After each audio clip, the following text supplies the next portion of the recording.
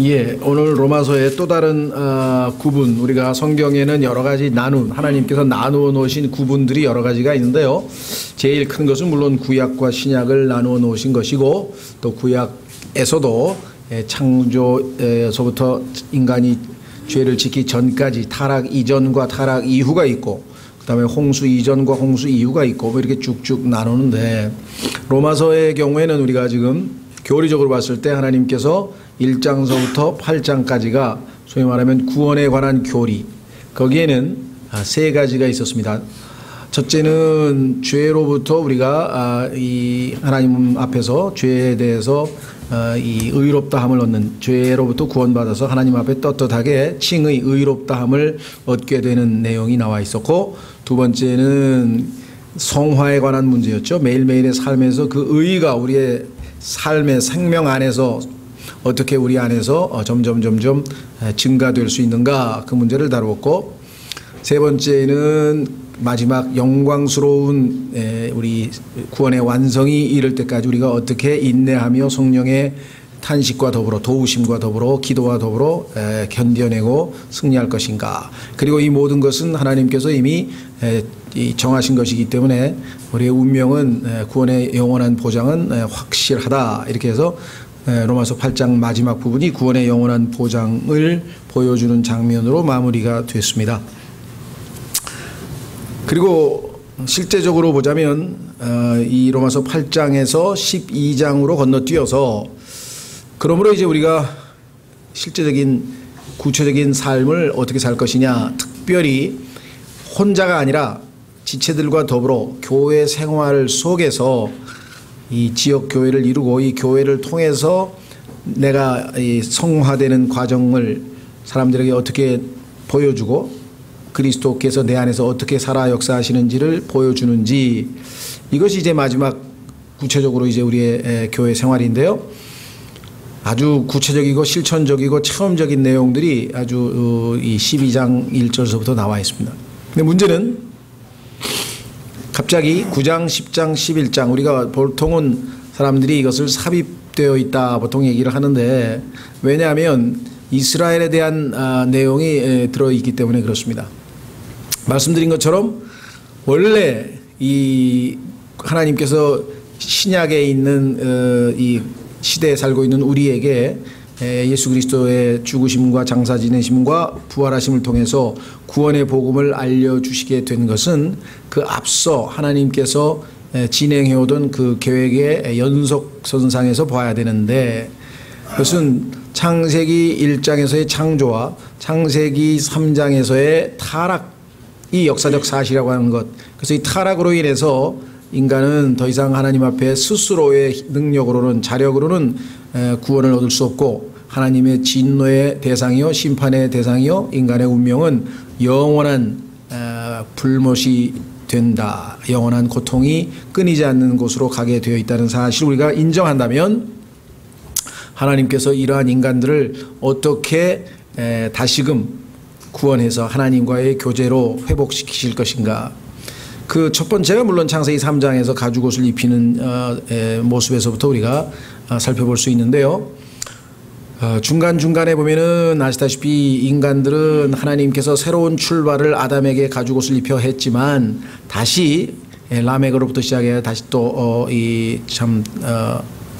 전 죄송합니다. 아니라 가인서부터 시작해가지고 다시 하나님으로부터 멀어지는 일들이 이어졌고, 홍수를 통해서 하나님의 한 번의 심판이 있었지만 그 이후에 노아의 후손 역시 타락했고, 타락의 열매들을 보였고, 11장에서 다시 한번 하나님에 대한 반역에서 하나님의 심판이 있었고, 그래서 창세기 1장서부터 11장까지 왔을 때 하나님께서는 하나님의 경륜이라고 하는 것은 하나님께서 이 우주를 통치해가는 통치 방식, 또는 회사라고 치면은 경영 방침을 바꾸어 버렸어요. 그것은 뭐냐? 인류 전체를 대하는 것이 아니라, 그렇죠? 인류 전체를 하나님께서 다룰 것이 아니라, 이제 인류 전체를 하나님께서는 민족들이라 이렇게 얘기했는데, 창세기 10장에 보면은 여러 그 노아의 세 자녀의 후손들로 이루어진 민족들의 이름이 쭉 나와 있습니다. 그렇죠? 그 네이션스라고 하는데요. 그 민족들이 힘을 합쳐서 United Nations, 오늘로 얘기하면 유엔을 만들어서 하나님께 반역한 것이 이제 바벨탑 사건인데, 그때 이후로 인간은 모이기만 하면 하나님께 반역하려고 하는 것이에요. 교통통신의 발달은 인간의 모일 수 있는 것을 더 용이하게 하고, 그래서 항상 역사를 보면 교통통신의 발달은 영적 타락을 불러온 것을 성경에서 보게 됩니다. 그래서 이 시대가 가장 암흑기, 왜 예수 그리스도의 재림 직전, 해가 떠오르기 직전이 가장 어둡다 그러죠. 가장 영적으로 어두운 시대가 되어버린 것은 바로 이 교통통신의 발달이 기여한 바가 크고, 이것에 대해서는 다니엘서 11장에서 이미 12장에서 예언까지 되어 있었죠. 많은 지식이 있을 것이다. 또 사람들이 서로 빨리 왕래한다는 이야기가 있었습니다. 자, 그래서 하나님께서는 이 교통통신의 발달로 인해서 인간이 하나됨을 막기 위해서, 죄를 덜 짓게 하기 위해서 흐트러버렸죠.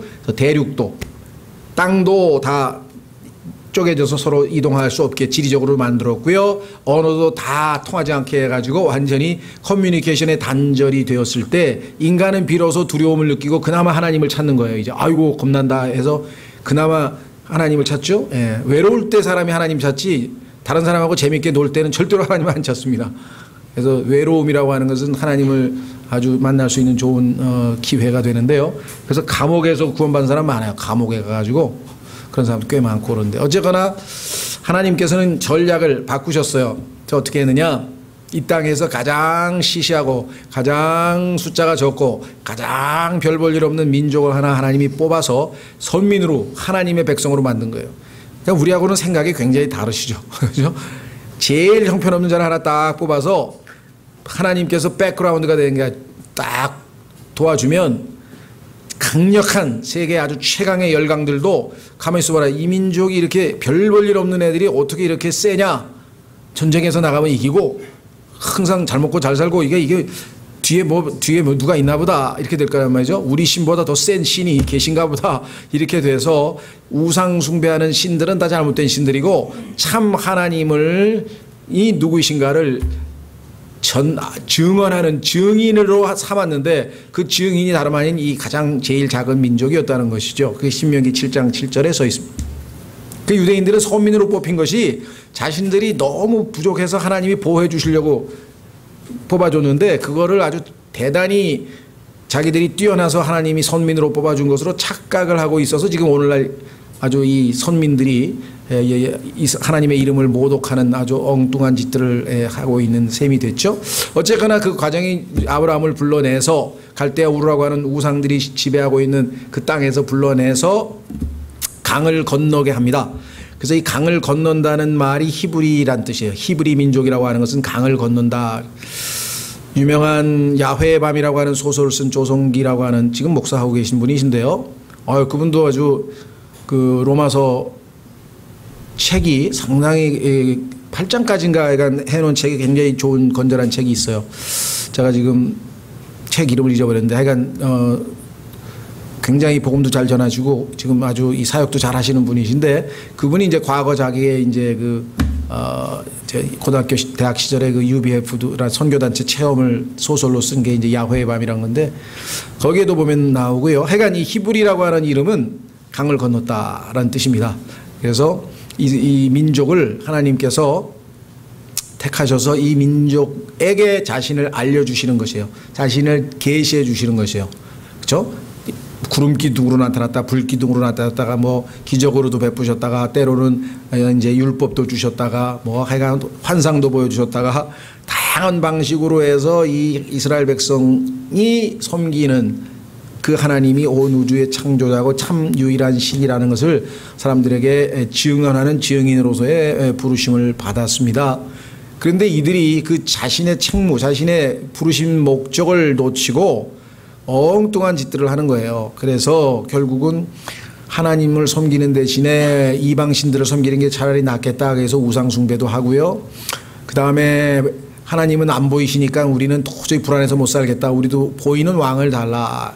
신정국가로서 하나님이 보이지 않는 왕 노릇을 했는데 눈에 보이는 왕처럼 우리도 왕을 달라 해서 하나님께서 또 진노하셨지만 믿음이 약한 것을 아시고 왕 제도를 허락해 주셨죠. 그래서 이스라엘의 첫 왕인 사울로부터 시작해서 이제 왕국도 허락하시고 이런 모든 과정을 거쳐서 이스라엘은 하나님의 거룩한 백성으로서의 훈련도 받았지만 계속 실패를 연속적으로 하는 바람에 하나님을 제대로 이방 민족에게 증언하는 게 아니라 왜곡된 모습으로 자꾸 증언을 해서 이스라엘을 보면 야, 이스라엘을 돕는 하나님 너무 시시한 거 아닌가 라는 그런 오명을 씌우는 일들이 한두 번이 아니었다는 거죠.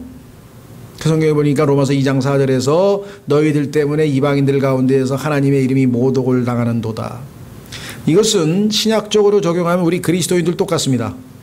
세상 사람들 중에서 정말 예수 믿는다 그러면은 이렇게 반가워하는 사람 별로 없어요. 이제 눈살을 찌푸리는 사람이 거의 대부분이야. 경계를 하거나 하여간 그렇게 아주 이 세간의 평이 안 좋은 쪽으로 지금 되어 있는 것이 지금 우리가 살고 있는 현실입니다. 물론 각자에 따라서 자신이 처해 있는 직장이나 아니면 주변 환경이나 이런 데서 아 정말 예수 믿는다더니 뭔가 좀 다르긴 다르구나 하고 좋은 간증을 보이는 그리스도인들도 있을 겁니다. 꽤. 그러나 어떤 분들은 860만 개신교인이 다 구원받은 사람도 아닌데 그럼 구원받은 사람이 10%라고 치고 그럼 86만 명은 제대로 된 하나님을 사람들에게 소개하고 보여주고 있는 거냐? 아니겠죠. 성경에 따르면 이스라엘 백성들 60만 명 중에서 남자만 60만 명 중에서 2명만이 하나님께서 인정을 했으니 그 확률로 보면은 얼마인가 여러분들 한번 생각해 보십시오. 상당히 소수의 무리만이 지금 사람들이 봤을 때 예수님 믿는 사람답다라고 그렇게 인정을 받지 그렇지 않은 경우가 훨씬 더 많다는 것을 우리가 부인할 수는 없는 것 같아요. 어쨌거나 하여간 이스라엘도 지금 그와 같은 상황이 돼서 하나님께서는 그 실패한 이스라엘 유대 민족이죠. 유대 민족 가운데에서 하나님께서 인간의 모습으로 태어나실 때 이 땅에 오셔서 인간의 모습으로 오실 때 그 유대 민족의 후손으로 오신 것이죠. 그래서 그 유대 민족의 실패와 모든 인류의 실패를 하나님 앞에서 지은 이방인들의 모든 실패를 십자가에서 지시고 이제 죽으시고 죄로부터의 구원과 그다음에 우리 안에 내주하셔서 성화된 신앙생활의 원리와 이런 걸 다 가르쳐 주셨다. 그러면 하나님께서 구약에서 창세기 12장에서 아브라함을 불러서 그들을 이제 애굽에 보내서 많이 늘리셔서 거기서 민족을 탄생시키고 그들을 출애굽시켜서 하나님의 거룩한 백성으로 삼으시고 제사장 국가로 삼으시고 그 이후에 이렇게 해서 쭉 인도해가지고 왔는데 예수 그리스도를 거부함으로써 드디어 이제 이스라엘은 그러면 임무도 다 끝나고 실패로 끝나버리고 끝난 거냐? 이렇게 생각하고 있는 신학적 견해가 아직도 지금 굉장히 많습니다. 특별히 언약신학, 이 장로교를 포함해서요. 로마 카톨릭 포함해서 장로교를 포함해서 상당수 개신교, 상당수라고 하는 건 대다수입니다. 한 7, 80%가 이스라엘은 끝이 났다 이렇게 생각을 합니다. 그래서 하나님께서 이스라엘에게 주시고자 하는 모든 축복과 약속은 다 하나님의 이스라엘, 다시 말해서 영적인 이스라엘인 교회, 주님의 몸된 교회에게로 다 이관됐다 이렇게 생각을 하는데 여기서 이제 아주 성경에서 결정적으로 이 오류가 발생하는 거죠. 그래서 그것이 아니라고 하는 사실을 하나님께서는 한 번 부르셨던 이스라엘을 결코 버리신 적이 없다라고 하는 사실, 그리고 그들을 매를 때려서라도 회복시키셔서 원래 하나님께서 그들에게 주셨던 책무를 그대로 수행토록 하시겠다라고 하는 것을 사람들에게 알려줄 필요가 있다는 거죠. 그렇기 때문에 지금 로마서 9장, 10장, 11장이 들어가 있는 이스라엘의 과거는 어떠했었는가? 지금 현재는 왜 이런 모습일까? 그러면 미래는 어떻게 될 것인가를 우리가 알아야 하나님의 모든 전체적인 계획의 그 완성을 우리가 볼 수 있다는 거죠. 자, 그것이 바로 로마서 11장에 써 있네요. 한번 확인해 보겠습니다. 로마서 11장 28절 29절 로마서 11장 28절 복음에 관하여는 그들이 너희로 인해 원수된다지리지만 복음으로 치자면 유대인들이 복음을 거부할 뿐만 아니라 예수님을 십자가에 못 박아서 죽였을 뿐만 아니라 끝까지 방해를 했단 말이죠. 사도행전에 보면 복음 전할 때마다 방해를 했고 그 방해꾼들 중에 하나였던 사도 바울은 회심해서 이제는 전도자로 바뀌었지만 초반에는 역시 방해꾼 중에 회방꾼 중에 한 사람이었잖아요. 초반에는. 자, 선택에 대하여는 그러나 하나님께서 처음에 누굴 선택했냐 이거야. 수없이 많은 민족들 가운데에서 선택에 관하여는 그들이 조상들로 인해 사랑받는 자들이 아브라함, 이삭, 야곱을 조상으로 둔 선택받은 민족 아니냐. 그런데 29절 하나님의 선물들과 부르심에는 뜻을 돌이키는 일이 없느니라. 이스라엘이 비록 불효자가 돼서 성경에 보니까 이스라엘의 개개인이 하나님의 아들이 아니라 이스라엘은 민족 전체를 한 아들이라고 맏아들이라고 하나님께서 입양하셨는데 그 이스라엘이 말을 안 듣는다고 해서 불효자가 됐다고 해서 하나님께서 그럼 넌 오늘부터 내 아들 아니다 이렇게 하실 분이시냐. 그건 아니라는 거죠. 반드시 아들 역할을 해낼 것이라는 거죠. 근데 하나님께서 어떤 방식을 통해서 그들이 이제 정신 차려서 본래 하나님이 부르셨던 바 그 목적에 부합되는 원래의 증인의 모습으로 돌아올 것인가. 이것을 여기에서 보여주고 있는 것입니다. 자, 그래서 이제 로마서 9장서부터 내용을 읽어가면서 하나 둘씩 확인을 해봅니다. 구원의 영원한 보장에 대해서 아주 찬란한 성경 전체에서 최고의 논술을 진술을 전개했죠. 31절서부터 39절까지 이것 이상으로 그 하나님께서 우리에게 구원을 보장한다는 말을 다른 어디서도 들을 수 없을 정도로 아주 어마어마한 참 복된 말씀을 선포했는데 그러고 나니까 마음이 괴롭더라 이거죠. 왜? 이 엄청난 축복에서 제일 가까이 있었던 사람들이 자기 민족인데 가장 멀리 떨어져서 자기 그 민족으로 찾아오신 자신들의 메시아를 내팽개쳤으니 이 얼마나 답답한 노릇이냐. 그래서 바울이 그냥 가슴이 마음이 타오르는 너무나. 그래서 뭐라고 얘기하는가. 내가 그리스도 안에서 진실을 말하고 거짓말을 하지 아니하노라. 여러분들 중에는 당신이 그렇게 이방인들을 구원하신 하나님을 칭찬하고 했으니 유대인들을 미워하는 거 아니냐. 사람들은 아마 바울에게 그렇게 생각했을지도 모르는데 바울은 그게 아니라는 거지. 그러니까 내가 이제 와서 갑자기 유대인 편을 들면 그거 혹시 가시가 아니냐 이렇게 생각할 사람이 있는지 모르지만 하나님 앞에서 내가 맹세코 말하지만 가식이 아니다. 이게 진짜다. 이게 진짜. 그래서 마음을 지금 털어놓는 거야. 내가 거짓말을 하지 아니하노라. 내 양심도 성령님 안에서 나에 대해 증언하거니와. 성경에 보면 예수님 믿기 전에 우리의 양심은 더럽혀진 양심이고 악한 양심입니다. 나쁜 양심이에요. 그래가지고 양심이 자기에게 유리한 쪽일 때만 조금 작동하다가 조금 불리하면 그냥 에이 하고 양심을 아주 이렇게 짓밟아 아주 작동을 안 해버려요. 그래서 양심을 속인단 말을 우리가 아주 쉽게 속여버리는데 바울은 이제 거듭나서 하나님으로부터 받은 그 아주 예리한 양심으로 자신을 철저하게 들여다봐도 절대 거짓말이 아니다. 양심에 꺼리낌 없다. 나는 성령님도 내 안에서 증언한다. 그러니까 성령님에 의해서 정결하게 된 깨끗하게 된 양심으로 솔직하게 고백한다. 내게는 마음속에 큰 근심이 있고 계속해서 슬픔이 있노라. 내가 구원의 영원한 보장을 설파하고 나의 영원한 아름다운 미래 완성된 미래를 바라보면서 하나님을 찬양하고 기쁨이 넘치거늘 그러나 내 속에는 또한 동시에 괴로움과 슬픔이 존재한다. 이것은 우리 그리스도인들도 마찬가지입니다. 여러분의 형제, 자매, 친구 다 정말 잘 아는 사람들 뭐 제자도 있고 선생님도 있고 뭐 주변에 하여간 여태까지 평생에 여러분들이 잘 알고 온 사람들 적어도 뭐 잘 모르는 사람도 나중이라고 치고 그 사람들이 다 아직 구원받지 못한 많은 사람들이 다 영원한 멸망에 처해질 것을 알고 있는 이상 어떻게 우리가 항상 우리만 즐겁게 편안하게 나는 좋은 일만 기다리고 있다고 살 수 있겠느냐. 그런 면에서 보자면 바울과 우리가 다를 게 없죠. 바울은 그 문제가 너무 심각하게 마음을 짓눌렀고 우리도 그것 때문에 괴로워하고 기도도 하지만 어느 정도 지나면 자꾸 매너리즘에 빠져서 아이고 모르겠다.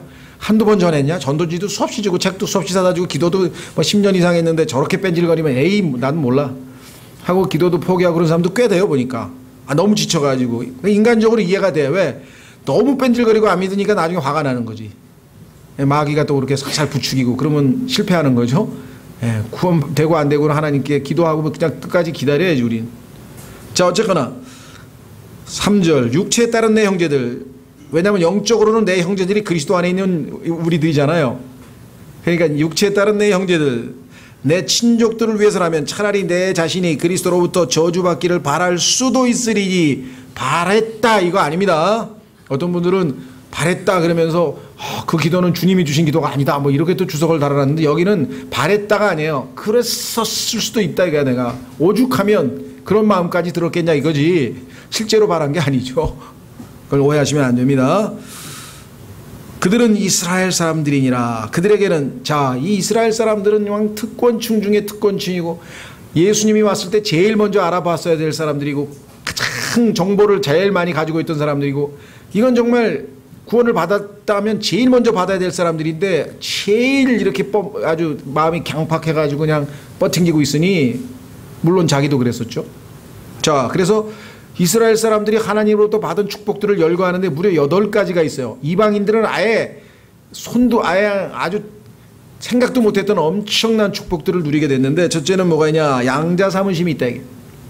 양자 사무심은 조심하셔야 됩니다. 성경에서는 이스라엘을 하나님께서 양자 삼으신 것은 이스라엘 민족 전체를 컬렉티브, 이스라엘 민족 전체를 집합적으로 한 맏아들로 삼으신 거고, 신약시대에 우리 각자는 개인적으로 예수 그리스도를 영접하는 자들을 하나님의 아들들이 되는 권능을 주셨다고 요한복음에 써 있다는 거죠. 그러니까 2가지가 달라요. 그 다음에 예수 그리스도를 믿은 자들을 하나님께서는 상속을 받을 수 있는 권리가 있는 양자의 영을 주셔서 우리 안에 부으셔서 우리가 양자의 권리를 취득했다. 그러니까 로마서 8장에 나오는 양자 사무심과 9장에 나오는 양자 사무심이 다른 겁니다. 다른 것은 똑같지 않다. 이 원칙을 놓쳐버리면 성경 해석에 있어서 큰 낭패를 보게 돼요. 다른 거는 다른 겁니다. 자, 그래서 여기서는 출애굽기 4장에서 하나님께서 이스라엘을 맏아들로 삼으시겠다고 했던 그런 의미에서의 하나님과의 특별한 관계, 두 번째 영광, 불기둥, 기름기둥을 포함해서 하나님께서 뭐 여러 번 성전 완성했을 때도 하나님이 영광으로 나타나셨죠. 성경에 보니까 성막 지을 때, 성전 지을 때 등등 여러 번에 걸쳐서 이 영광이 나타났는데, 우상 숭배했을 때 에스겔서에 보니까 하나님의 영광, 그 히브리어로 쉐키나라 그러는데요. 그래서 하도 뭐 히브리 멋진 말을 써야도 사람들이 좋아하잖아요. 한자 말도 막 이렇게 쓰고 뭐 라틴어를 좀 쓴다든가, 그렇죠? 우리의 생활 방식이 좀 뭐 서구화됐다 뭐 이렇게 표현하면 좋은데, 뭐 영어 쓰는 사람은 way of life, 우리의 삶의 방식, 이렇게 조금 더 아주 고차원적인 사람들은, 서양 사람들은 우리가 한문 쓰면 좀 이렇게 학식이 높은 것처럼 보이던 것처럼 라틴어를 써야 돼요, 그 사람들은.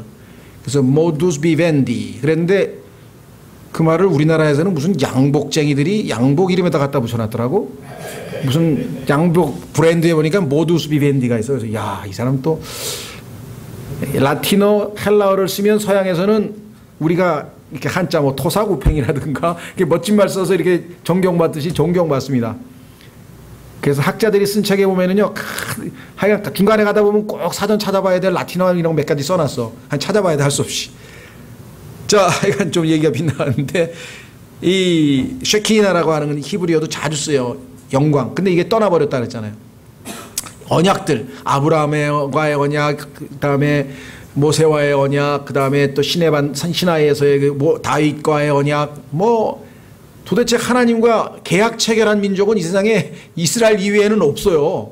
이건 아주 특별한, 하나님께서 너랑 나랑 계약을 체결하는데 일방적인 조건을 정하고 하나님이 다 알아서 하시는 그런 놀라운 계약들을, 그 다음에 언약들이 있고, 율법 받았죠. 출애굽에서, 시내산에서. 그 다음에 하나님을 섬김, 이것은 예배를 얘기합니다. 어떤 예배냐? 우리는 영과 진리로 경배하지만 이 사람들은 성막을, 창출애굽기 25장서부터 시작해가지고 40장까지 성막을 짓는 설계도 하고, 그 다음에 다 구체적으로 뭘 어떻게 만들고, 그 성막을 하나 보면 정말 하나님께서 이스라엘 백성들에게 이렇게 자세하게 얘기했냐. 그런데 사실은 성막은 예수 그리스도가 이 땅에 온 영적인 하나님의 성막이었잖아요. 그런 의미에서 예수님에 대해서 너무나 많은 정보를 우리에게 줍니다. 그래서 거기에 매료돼 가지고 평생 성막만 공부하는 분 계시잖아요. 무슨 강문호 목사님 뭐 성막 무슨 성막성에 뭐 395회 그냥 평생 성막만 가지고 하는 분도 있어. 예? 또 킹제임 성경 진영에 또 누가 한 분 있어요. 딱 성막. 그래서 이제 성막에 관해서 배울 때는 그분을 좀 초청하기도 하긴 하는데 제가 볼 때는 뭐 필요하면 하나님께서 그렇게도 쓰실 수 있겠죠. 어쨌거나 하여간 그 성막에서의 제사장과 레위 지파를 통해서 하나님께서 어떻게 예배드리는지 자세하게 써 있습니다. 고기 배는 고기 잘라가지고요. 뭐는 갖다 버리고 뭐는 태우고 뭐 그런 것까지 너무 자세하게 써놔가지고 정말 그 하나하나를 쉽게 나중에 영적인 이름이 다 몰라요. 어떤 분들은 그걸 또 너무너무 자세하게 설명을 해놨어. 이 지방교회의 워치만이 또 이 위트니스리 보면 그냥 막 그런데 그게 인위적으로 너무 또 껴에다 맞춰가지고 막 영적으로 비유적으로 풀어놓은 거 보면 잘못하면 또 위험해요. 그러니까 참 어디에서 멈춰야 될지 우리가 쉽지는 않은데 어쨌거나 거기에는 예수 그리스도에 대한 예표가 어마어마하게 많습니다. 다음에 약속들. 얼마나 많은 약속들이 있는지 몰라요. 지금 이루어질 약속들도 지금 잔뜩 기다리고 있습니다. 예언들. 그 다음에 조상들 아브라함, 이삭, 야곱 항상 들어가잖아요. 의 하나님이시다. 그러니까 뭐 정말 하나님하고 친밀하게 지냈던 엄청난 조상들을 둔 민족입니다. 그뿐입니까? 육체에 관한 한 그리스도께서도 그들에게도 나셨으니 예수님이 인간으로 오실 때 그 수없이 많은 수백 개의 민족 중에서 유대 민족에게서 태어나셨다. 그래서 성경에 보니까 요한복음 4장에 구원은 유대인에게서 나옴이라 성경에 써 있어요. 그러니 얼마나 자랑스러운 민족이냐. 그분은 모든 것 위에 계시며 그런데 이분이 과연 누구시냐. 모든 것 위에 계시며 영원토록 찬송받으실 하나님이시라. 하나님께서 인간의 몸으로 올 때 유대 민족의 일원으로 태어났으니 그 영광과 그 자랑스러움이 얼마나 대단하냐. 우리나라에도 보면 그런 거 있잖아요. 막 영의정 가문과 혼인을 맺다니 광영이 옵니다. 막 이러고 막 그런 면에서 봤을 때 엄청난 광영이라는 거죠. 이스라엘 백성이. 아멘. 여기에서 예수 그리스도는 하나님이시라고 가장 명백하게 써 있죠. 예, 이것도 뜯어 고친 성경들도 많아요. 하여간 예수님이 하나님이란 것만 나오면 마귀가 시기를 해가지고 몇 구절이라도 하여간 뜯어 고쳐놔야 돼. 자, 그러나 이렇게 위대한 과거를 지닌 민족이 이 세상에 없었는데 문제는 어디에서 발생했냐. 하나님의 말씀이 효력을 상실한 것 같지 아니하니 이는 이스라엘에게서 난 자들이 다 이스라엘이 아니요 또한 그들이 아브라함의 씨라고 해서 다 이스라엘은 아니기 때문 아이들은 아니기 때문이라. 오직 이삭에게서 내 씨가 부르심을 받으리라 하셨으니 곧 육체의 아이들인 자들 곧 이들이 하나님의 아이들이 아니요 오직 약속의 아이들이 그 씨로 여겨지느니라. 왜 이런 일이 발생했는가. 하나님의 그 선민의 를 조상으로 둬서 육체적으로 그 가문에서 태어났다고 해서 전부 다 하나님의 그 부르심을 받은 자들이냐. 그건 아니라. 그 안에 보니까 하나님 이스라엘의 아브라함의 후손 중에는 첫째 소위 말하면 이삭과 이스마엘이 있는데 이스마엘이 첫째 아들이고 이삭이 지금 둘째 아들인데 그렇죠? 네. 그 둘 중에서 하나는 성경에 보니까 약속의 아들이 아니고 육신의 아들이라 이게 지금 약속으로 태어난 게 아니라 육체 아이들이라고 8절에 써 있네요. 하나는 약속에 의해서 태어난 자예요. 그러니까 이 약속에 의해서 태어난 자들만이 진정한 의미에서 이스라엘이고 육체적으로 태어난 자들은 비록 조상이 육체적으로는 아브라함이라 할지라도 하나님 앞에서 인정받는 자들이 아니라는 것이죠. 자, 그래서 여기에 보니까 9절에 그 까닭은 약속의 말씀이 이것이기 때문이라. 곧 이때에 내가 오리니 사라에게 한 아들이 있으리라 하셨느니라. 이뿐 아니라 리브가가 한 조상 곧 우리 조상 이삭으로 말미암아 수태하였는데. 자, 하나님께서 이제 선별 작업을 하십니다.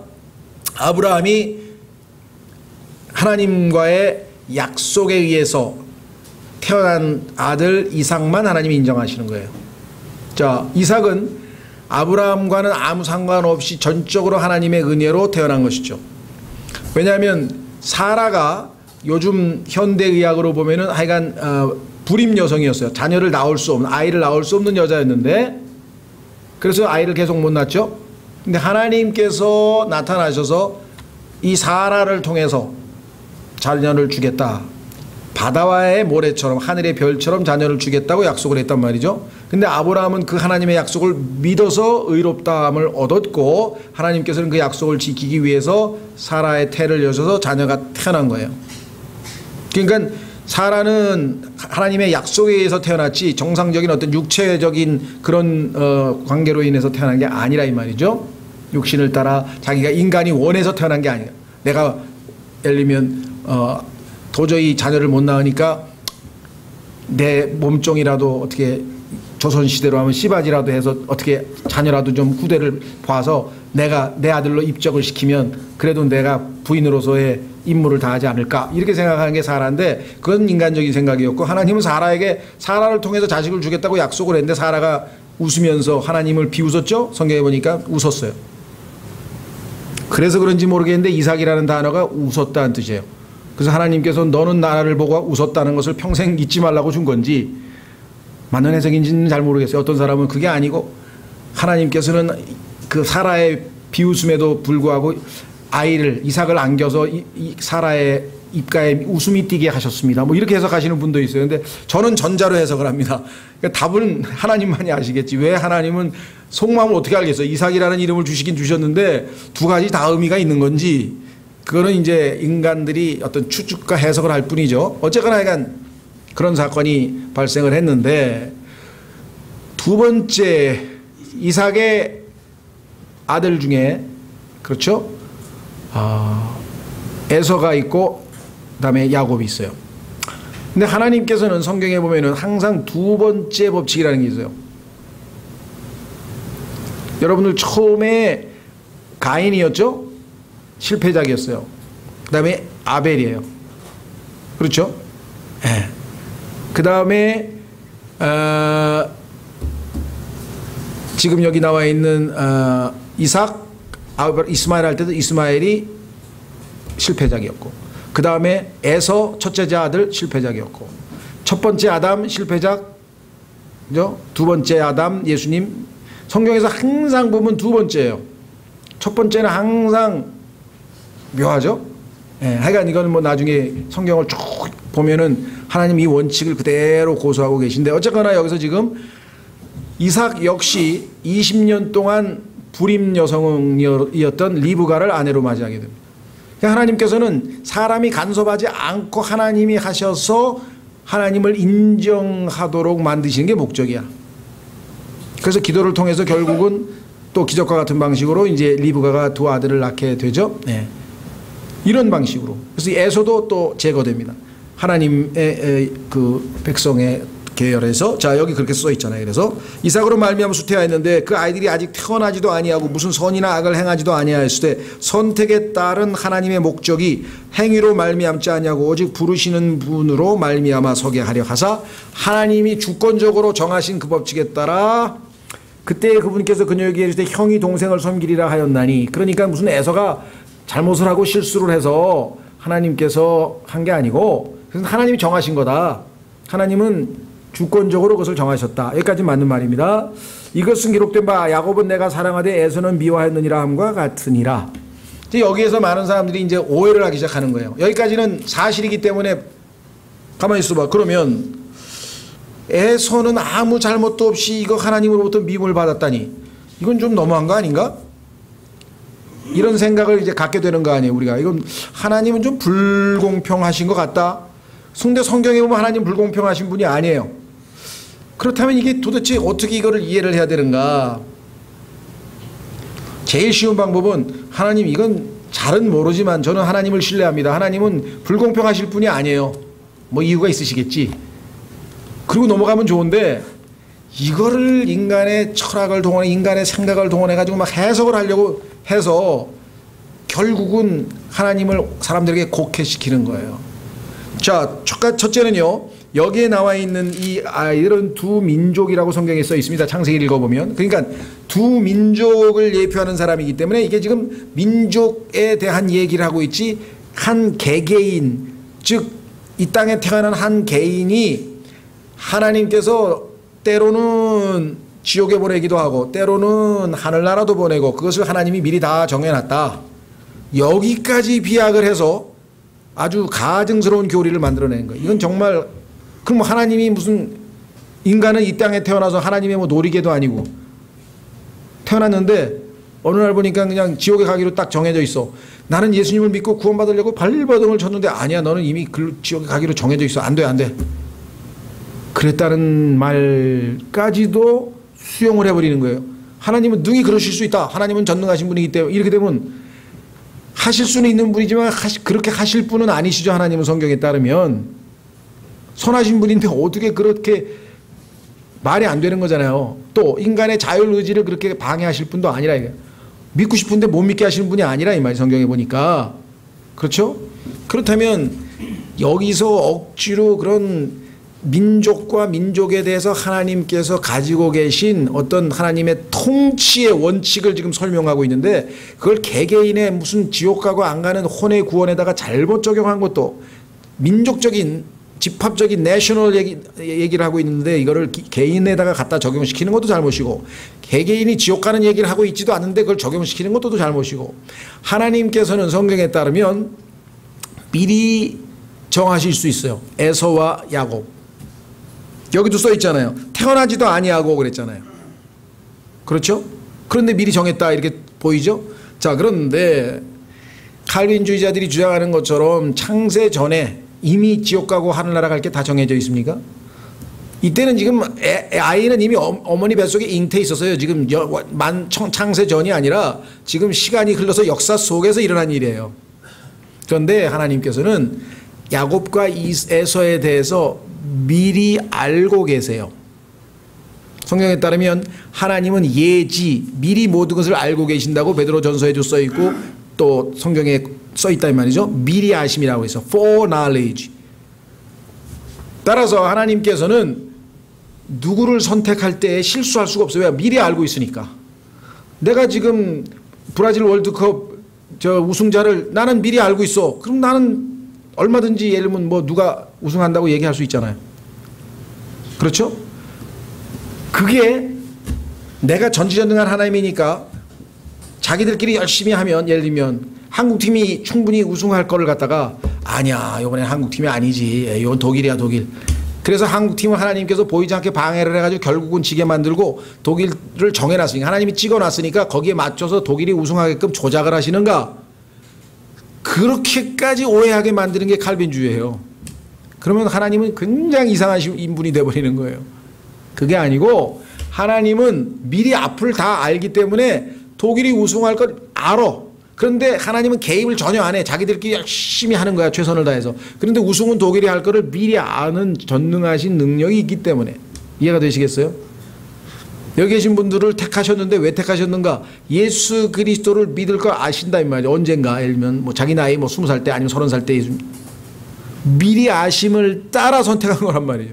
그러니까 에서와 야곱에 대해서도 하나님은 미리 그들이 어떤 삶을 살 것인지 알기 때문에 하나님께서 정하신 거예요.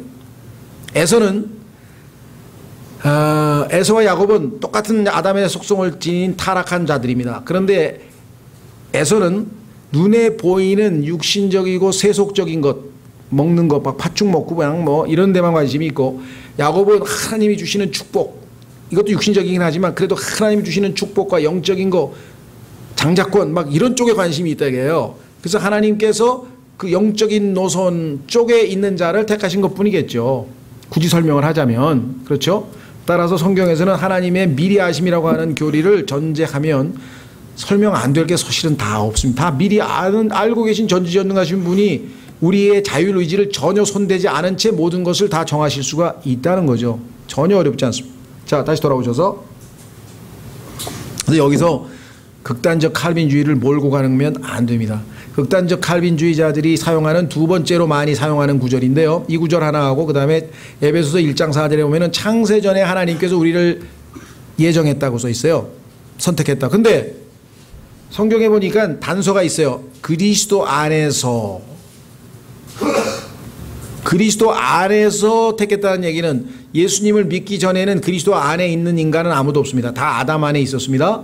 예수님을 믿으면 그리스도 안으로 들어오죠. 왜? 성령께서 우리를 예수 그리스도의 몸 안으로 집어넣어서 성령으로 침례를 받는다고 했단 말이죠. 그러면 예수 그리스도를 믿은 하나님의 자녀는 100%다 입양돼서 상속을 받는 하나님의 어떤 권리를 상속을 향유할 자녀가 된다. 즉 결국은 다 하나님의 형상이신 예수 그리스도를 닮게 된다.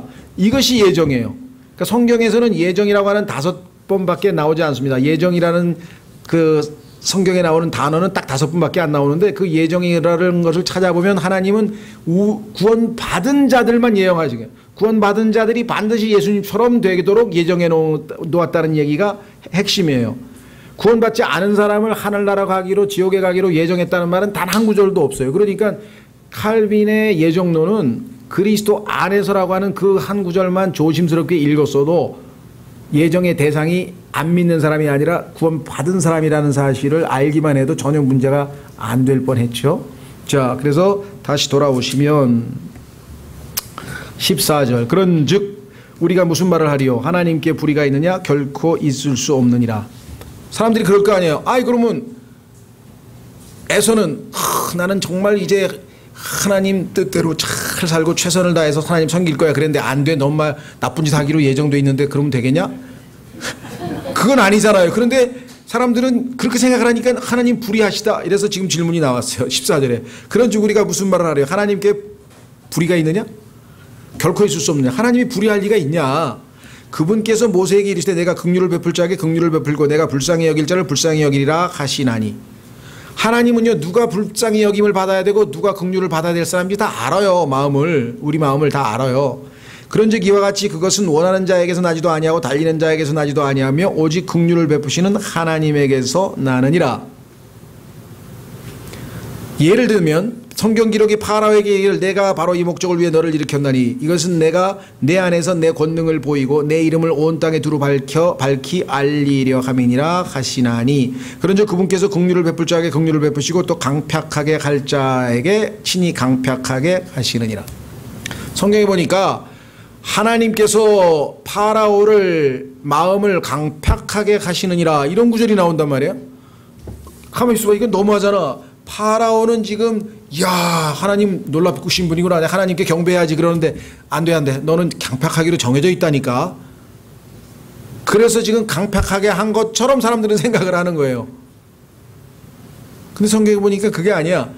파라오가 마음을 강팍하게 해서 하나님은 모른다 나는 주가 누군지 모른다 하고 거부하고 삐딱한 마음을 보이자 하나님께서는 그래 그럼 네가 원하는 대로 해줄게 해서 더 강팍하게 하셨다는 얘기예요. 징벌적 차원에서. 그러나 강팍하지 않고 하나님께 순종하려고 했는데 아니야 너는 강팍하게 돼 있다니까 왜 그래 하고 정해놓은 게 아니라는 거죠. 무슨 말 이해가 되셨어요? 그래서 이 예정론은요 정말 마귀가 사람들을 골려먹으려고 만든 거예요.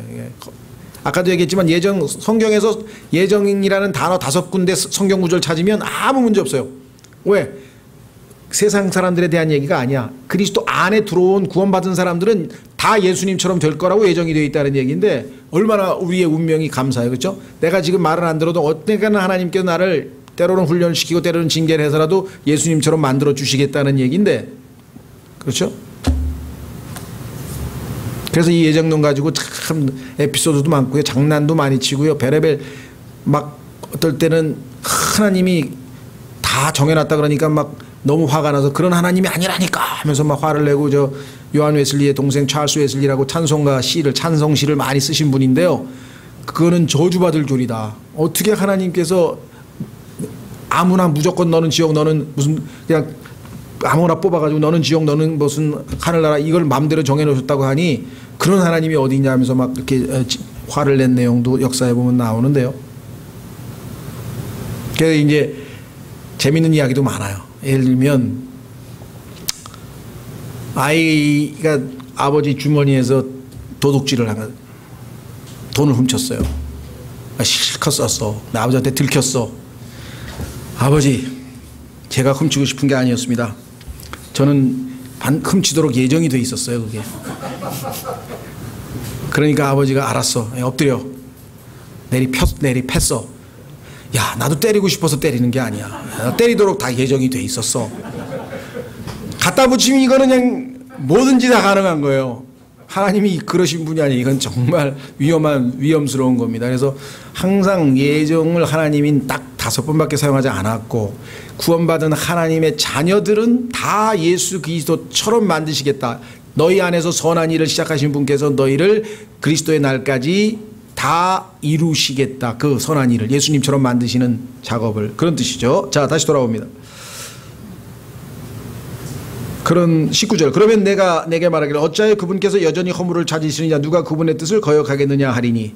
하나님이 정해놨으면 파라오가 아무리 회개하려고 해도 회개 못하는 거네, 이렇게 또 주장하는 사람들이 있는데, 아니라 이거죠. 왜? 아니라 오 사람아, 내가 누구이기에 하나님께 대꾸하느냐, 지어진 것이 자기를 지은 이에게 말하기를 어찌하여 나를 이렇게 만들었소 하겠느냐. 하나님은 선하시고 올바른 판단을 하니까 걱정하지 말어. 그분은 만드는 분이 다 알아서 만들어. 예? 이제 김치 그릇을 만들기도 하고 고기 국물 그릇도 만들기도 하고 밥 그릇도 만들고 하고 다 만드는 사람이 알아서 하는데, 그 만드는 사람에게 왜 이렇게 만들었느냐 할 자격이, 만든 그릇이 무슨 자격이 있느냐. 21절. 토기장이가 같은 덩어리의 진흙으로 한 그릇을 만들어 종규에 이르게 하고 다른 하나를 만들어 수치에 이르게 할 권한이 없겠느냐. 그렇죠? 하나는 쓰레기 담는 그릇으로 만들 수도 있고 하나는 좋은 귀중품 담는 그릇으로 만들 수도 있지 않냐.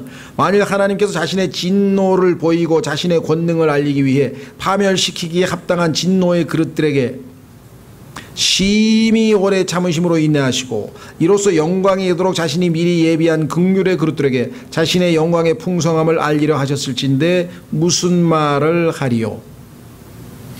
하나님은 절대적인 권한을 갖고 있기 때문에 뭐든지 마음대로 하실 수 있는데, 그런데 그분은 어떤 분이시냐.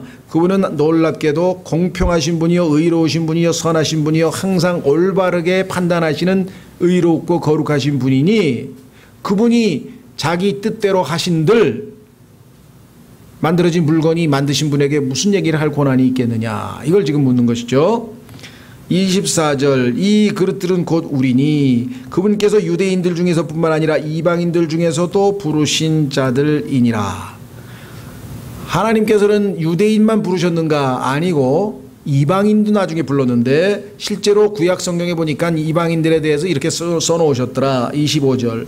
이것은 그분께서 호세아의 글에서도 이르시되 내가 내 백성이 아니던 자들, 유대인만 하나님의 백성이었는데 아니던 자들을 내 백성이라 부르며, 예수님 구원받고 백성이라고 부르며 사랑받지 못하던 그녀를 사랑받는 자라 부르리라.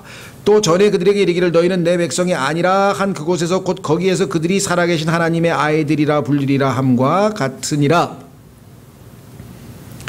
또한 이사야도 이스라엘에 관하여 외쳐 이르되 비록 이스라엘 자손의 수가 바다의 모래 같을지라도 남은 자만 구원을 받으리라. 그분께서 그 일을 끝마치시고 의 안에서 그것을 단축시키시리니 이는 단축된 일을 주께서 땅 위에서 이루실 터이기 때문이라 하느니라. 다 지금 이스라엘의 과거에 대해서 언급하면서 과거 이스라엘 중에서도 다 그러면 하나님께서 택하신 것이냐, 아까 얘기했죠. 이스마엘이 배제되고 에서가 배제되고 하는 것처럼, 여기 나와 있는 것처럼 하나님께서는 남은 자만, 즉 하나님의 뜻을 거스린 자들은 배제되고 남은 자만 구원을 받는다. 이 남은 자가 우리 여러분들이 오늘 이우진 형제님과 함께 배웠던 그 환난 때의 성도들에 대한 얘기죠. 그래서 그 단축시킨다는 표현이 마태복음에도 나왔잖아요. 그 환난 기간을 단축시켜서 결국은 이 택한 자들이 다 멸망되지 않도록 보호하시는 것으로 나와 있죠. 이것은 또 이사야가 미리 말한 바 만군의 주께서 우리를 위하여 한 씨를 남겨두지 아니하였다면 우리가 소돔같이 되고 고모라같이 되었으리라 함과 같으니라. 하나님께서는 비록 이스라엘 백성이 완전히 민족 전체적으로 봤을 때에는 다 타락하고 우상 숭배를 했으나 그 안에 항상 하나님께서는 남은 자들을 숨겨두셔서 끝까지 하나님 앞에 바로 서 있게 된 자들을 숨겨두셨는데, 마지막 환난 때에도 여전히 그 대표적인 사람이 14만 4천 명을 포함해서 그들의 복음 선포를 듣고 변화될 사람들을 두셨다는 것이죠. 그렇지 않았다면 소돔과 고모처럼 완전히 다 멸망당하고 하나도 남지 않았을 것이다.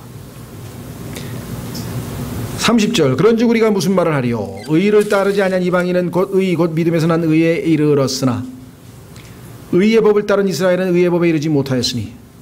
이렇게 이스라엘은 하나님과 밀접한 연관을 맺고 하나님의 다루심 하에서 하나님과 동행해 왔는데도 불구하고 하나님이 주시는 의의 선물을 받지 못했고, 반대로 하나님과 아무 상관없이 제멋대로 살던 이방인들은 예수 그리스도로 말미암아 믿음으로 하나님이 주시는 의를 받았다. 여기 써 있죠. 그러면 이유가 뭐냐, 이게 이유가 어째서 이런 일이 벌어졌느냐. 상식적으로 보면은 이방인들보다 유대인들이 훨씬 먼저 의롭게 됐었어야 되는데 왜 이런 일이 벌어졌을까요?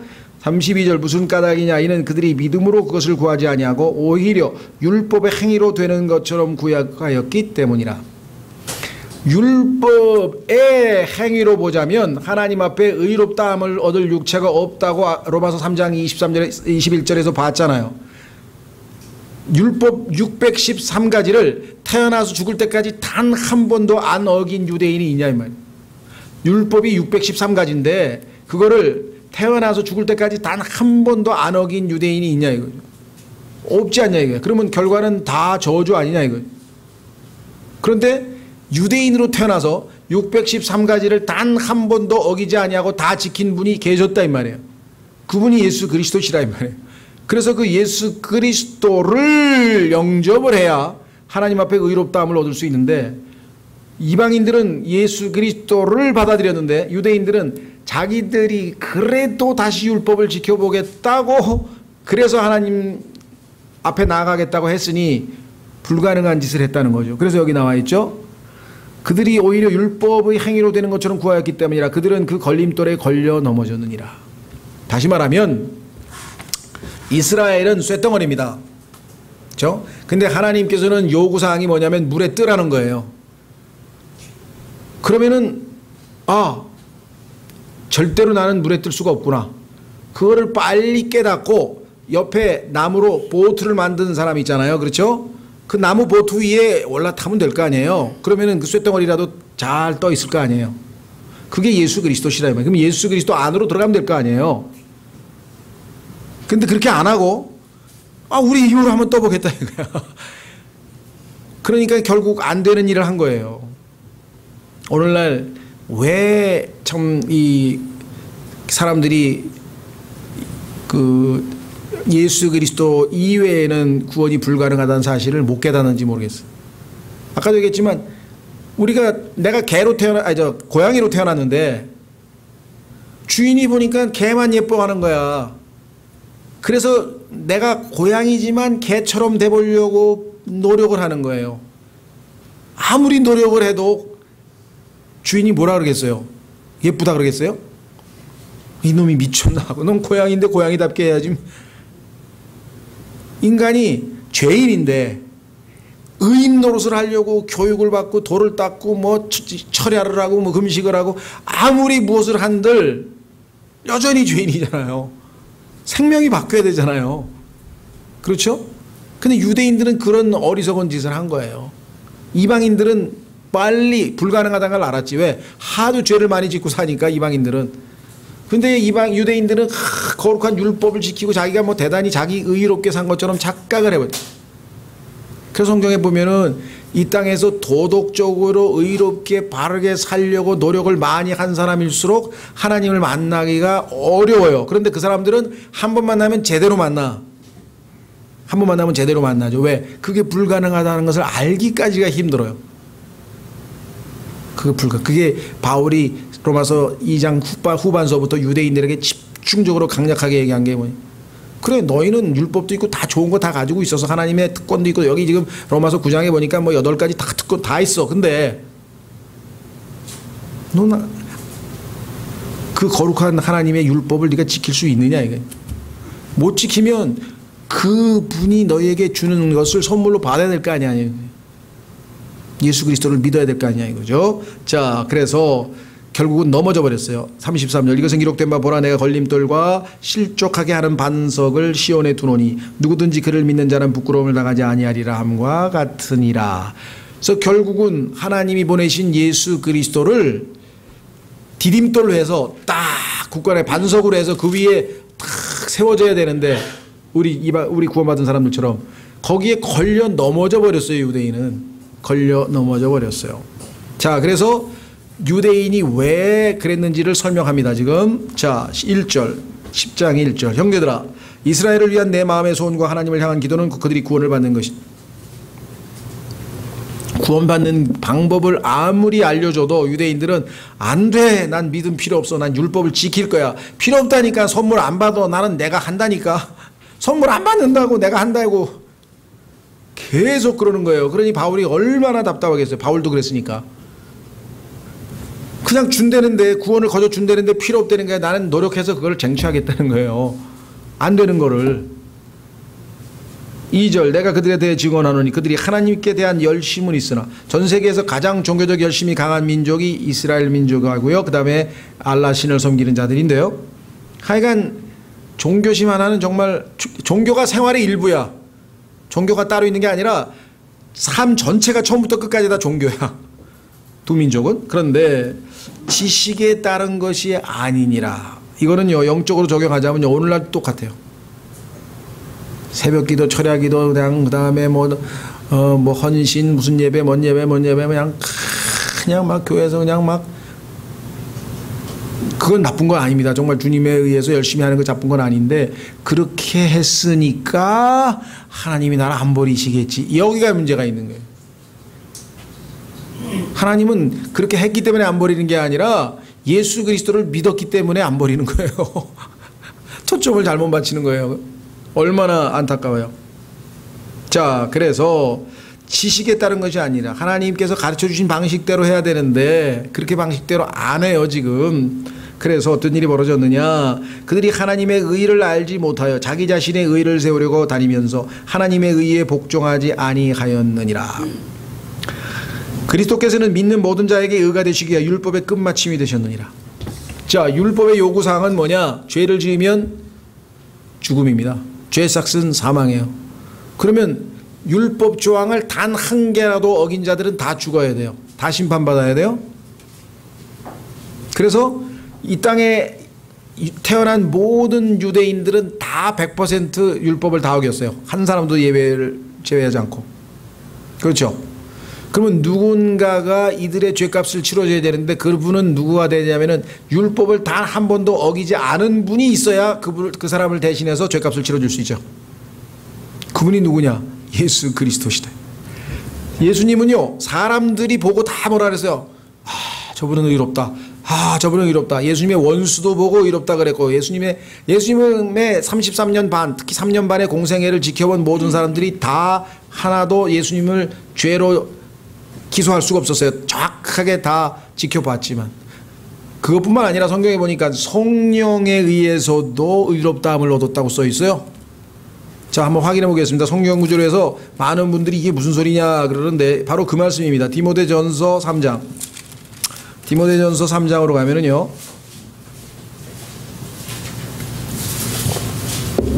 16절. 디모데전서 3장 16절. 논쟁의 여지가 없이 하나님의 성품의 신비는 위대하도다. 하나님이 인간이 됐다는 얘기인데요. 신비죠. 하나님께서 육체 안에 나타나시고 성령 안에서 의롭게 되시고. 자, 이걸 조심하셔야 돼요. 의롭게 되시고라고 하는 우리말은 잘못하면 의롭지 않았는데 우리가 예수님을 믿어서 하나님이 우리를 의롭다고 했다. 이것만 알고 있는 분들은 예수님은 의롭게 사셨는데 왜 또 의롭게 되시고가 되겠을까? 이 말은 뭐냐면요.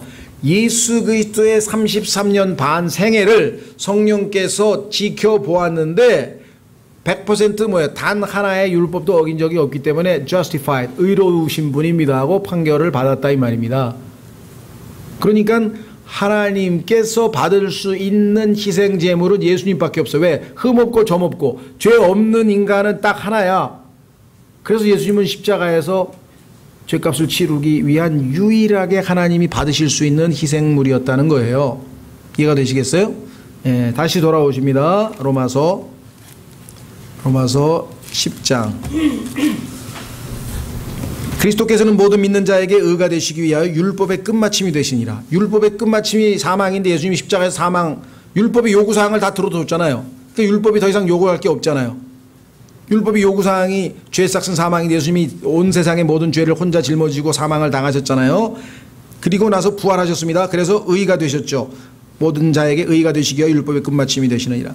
모세가 율법에서 난 의를 묘사하되 성경에 보니까 율법에서 난 의와 믿음에서 난 의, 두 가지 의가 있어요. 하나님께서 인정하시는 의는 딱 두 가지인데 하나는 율법에서 난 의, 하나는 믿음에서 난 의. 그렇죠? 그런데 율법에서 난 의를 쟁취하신 분은 예수님 한 분뿐이야.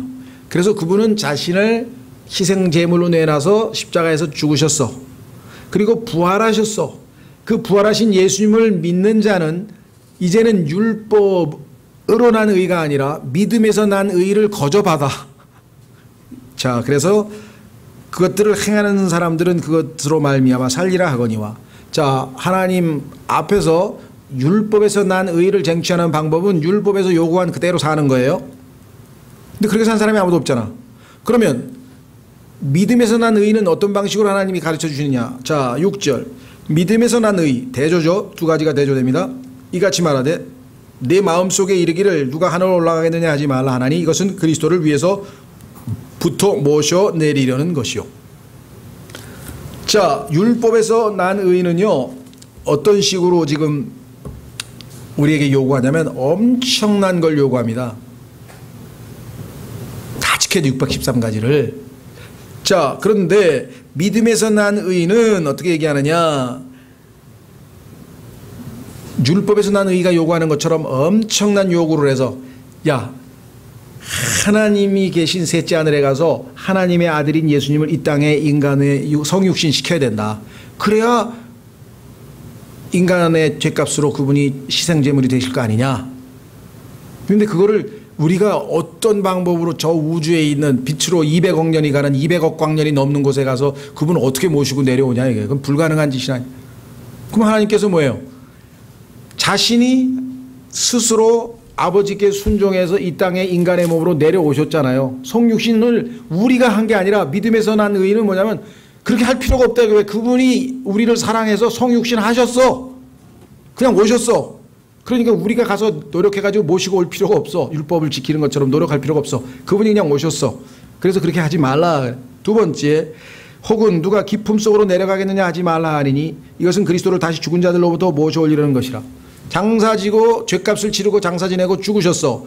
지옥에 가 계셔. 그런데 그분을 다시 모셔 올려오셔서 부활시켜야 되지 않느냐. 그래야 그분의 생명을 우리가 받고 구원받지 않느냐. 그런데 그러실 필요가 없어. 왜? 그분이 이미 스스로 부활하셨어. 성육신과 부활은 하나님이 알아서 하신 거야. 그러니까 믿음에서 난 의는 인간의 노력이 필요 없다는 거죠. 다 하나님이 알아서 다 해놓으신 거 아니에요. 그래서 아까는 살리라 그래. 행하는. 5절에 보니까 그것들을 행하는 사람은이라. 행하는. 영어로 하면 do 아니에요. do. 하라니까. 그런데 믿음에서 난 의는 뭐예요? 하늘로 올라가서 예수님 모셔와야 되나? No! 이미 오셨어. 부활 땅으로 내려가서 죽은 예수님 부활시켜야 되나요? No, 그것도 다 하셨어. 그럼 뭐예요? 다 이루었다. 그래서 영어로는 done이에요. D-O-N-E. 다 이루어졌다. 행해졌다. 할 필요가 없다. 행해졌다 이거야. 그냥 믿으라 이 말이에요. 행해졌으니까. 다 이루어졌으니까. 그래서 믿음에 난 의는 그럼 어떻게 얘기하느냐? 8절. 그러나 그것이 무엇을 말하느냐? 6절, 7절은 이렇게 요구할 필요가 없다. 왜? 다 이루어졌으니까. 그러면 믿음에서 난 의가 우리에게 요구하는 것은 뭐냐? 믿으라는 거야. 써 있잖아요. 말씀이 내게 가까이 있어 내 입에 있으며 내 마음에 있으니라 하나니 곧 우리가 선포하는 믿음의 말씀이라. 내가 만일 내 입으로 주 예수님을 시인하고 하나님께서 그분을 죽은 자들로부터 살리신 것을 내 마음속으로 믿으면 구원을 받으리. 그분이 이 땅에 인간의 몸을 입고 찾아왔어. 하늘로 올라갈 필요 없어. 오셨어. 죽고 장사되셨어. 그리고 그분 데려올라 기품으로 내려가서 저 지옥까지 가서 예수님 데리고 올 필요도 없어. 왜? 살아나셨어. 그러니까 그분이 죽고 장사되고 부활하는 것을 믿으면 그것이 바로 내 죄값을 치르기 위한 것이라는 것을 믿으면 여기 나와 있네요. 살리신 것을 내 마음속으로 믿으면 구원을 받으리니 10절 사람이 마음으로 믿어 의에 이르고 입으로 시인하여 구원에 이르느니라. 자, 여기서 의에 이르고 구원에 이른다는 말은 무엇인가? 자, 의라고 의에 이르는 것은요, 마음으로 믿을 때 하나님은 다 알아요. 우리가 행동을 겉으로 안 해도 마음으로 믿으면 하나님은 우리가 마음으로 믿었는지 안 믿는지 알기 때문에 벌써 하나님 앞에 칭의를 획득하고 우리는 하나님의 자녀가 됩니다. 그렇죠? 그러나 이 세상에 있는 사람들은 내가 마음속으로 믿었는지 안 믿었는지를 몰라요. 그렇죠? 내가 어제까지 회사에서 아주 그냥 일반 안 믿는 사람이었어. 그래서 신나게 뭐 술도 잘 마시고 그냥 회식 가서 막 놀기도 하고 뭐 노래방도 가고 애가 막 그렇게 살았어. 근데 저녁에 친구 따라 복음 집회를 가서 예수님을 죄인이구나. 예수님이 내 죄 때문에 죽었구나 해가지고 그냥 예수님을 마음으로 영접했어. 믿었어. 그래서 구원을 받았어. 하나님은 내가 의롭다함을 어겨. 왜? 마음으로 믿었으니까. 그런데 회사 사람들은 내 마음으로 믿은 걸 몰라. 그러니까 뭐예요? 회사 끝날 때쯤에 부장님이 오늘도 한 잔, 뭐 이거 있지 요즘에 한잔 하자고. 그때 저는 예수님을 믿게 돼서 오늘부터 못 먹습니다 하고 예수님을 confess, 이름을 고백하면 술집으로 가는 것으로부터 구원을 받는데, 세상으로부터 구원을 받는데, 그게 아니라 알았어요 이러고 따라가면 칭의, 의롭다, 하나님은 나를 의롭다 했는데 세상으로부터는 구원을 못 받는 게 언제가 뭐예요? 저는 예수 그리스도를 믿기 때문에 못합니다. 예? 술도 못하고 도박도 못하고 뭐 저 춤도 못 추고 안 합니다. 이제 입으로 예수님을 시인해야 실제적으로 세상에서부터 구원을 받을 수 있는 것이에요. 무슨 말 이해가 되시겠어요? 그렇죠. 여기서 구원은 지옥에 안 가는 구원이 아니에요. 그러니까 구원을 아무 데다 막 갖다 붙이면 안 돼요. 여기서 지금 얘기하는 것은 구원의 양쪽 측면을, 바깥으로 드러난 외적인 측면과 내적인 측면을 하나는 칭의라고 했고 하나는 구원이라고 한 거예요. 구원은 항상 from what, 무엇으로부터 구원이냐 이게. 성경에 보니까 갈라디아에서 세상으로부터 우리를 구원하시기 위해서 예수님이 죽으셨다 그래요. 그러면 사람들 앞에서 저는 예수 그리스도를 믿습니다. 아 예수쟁이야? 아 가. 술맛 떨어져. 가. 예 감사합니다. 그렇죠? 그래서 이 두 가지는 동시에, 어떤 사람들은 저는 의롭게는 됐는데요 아직 구원은 못 받았어요. 그럼 또 멍청한 사람이 있어요. 동시에 이게 같은 거예요. 무슨 말인지 아시겠어요? 그러니까 마음으로 믿었는데 입은 꼭 다물고 있다. 그러면 세상으로부터는 구원을 못 받은 채 죽으면 하늘나라는 가. 근데 이 세상에서는 질질 끌려다녀야 돼 계속. 왜? 사람들은 내 마음으로 칭의를 얻은 거, 하나님의 자녀인 거를 모르니까. 그래서 고백이라고 하는 것은 굉장히 중요한 거예요. 사람들 앞에서 저 예수 그리스도를 믿습니다 이렇게 딱 고백을 하면 그때부터 뭐예요? 빠지라 이게 분리시켜준다 이거죠. 예? 뭐 끝까지 이제 고집 부리고 뭐 이렇게 하는 분들에게는 때로는 우리가 믿음을 지키기 위해서 희생을 당할 수도 있죠. 예, 뭐 미움을 받을 수도 있고, 뭐 팀워크를 깨친다는 소리들 들을 수도 있고, 하여간 뭐 그런 일도 있을 겁니다. 자, 그래서 11절 또 성경 기록이 이르기를 누구든지 그분을 믿는 자는 부끄러움을 당하지 아니하리라 하나니 이는 유대인과 그리스도인 사이에 차별이 없기 때문이라 모든 사람 위에 계신 같은 주께서 자신을 부르는 모든 사람들에게 보여하시나니 누구든지 주의 이름을 부르는 자는 구원을 받으리라. 여러분들이 만약에 회사에서 그렇죠?